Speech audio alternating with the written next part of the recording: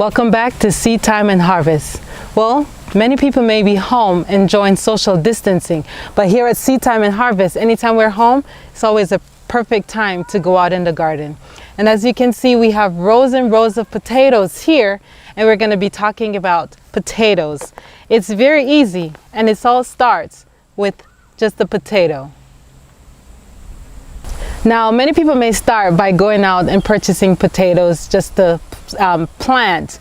The stores online, they all sell seed potato, but you don't have to do that. If you have potatoes at home, just go ahead and put a potato or two beside of an onion or an apple, and that will encourage it to sprout. Now, on this potato, we have 1, 2, 3, 4, 5, 6, 7 nodes, and look at that, complete. We can cut these 7 nodes and we can get 7 different potato plants. All right, so you would just cut it like that. We're just gonna get 6. That will be 1. You have 2, 3, 4, 5, and 6.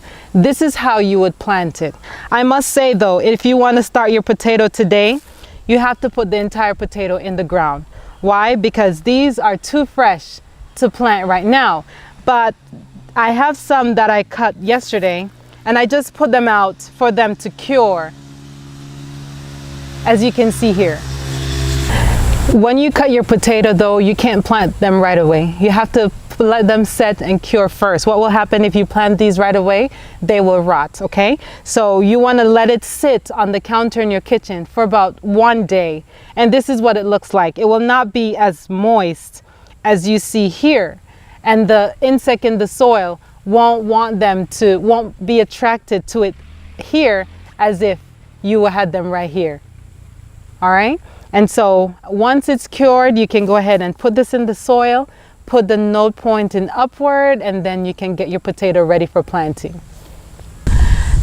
In order to grow potatoes, you just need good dirt, good soil. You can add compost, you can use peat moss, and just make sure that your soil is rich in phosphorus. Now, the phosphorus we use is the organic form of rock phosphate, and we add that to all our root crops, whether beets, carrots, potatoes. These all need phosphorus, which is excellent for root development. And so you just need to basically get the hole in the garden wherever you want to plant. We're just going to add it to our row of potato that didn't make it.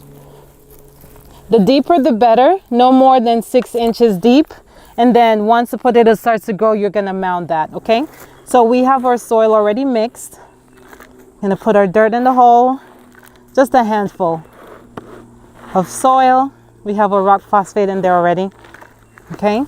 And then once that's done, I'm gonna do a whole potato because we have a lot of potatoes and really we don't need to section it.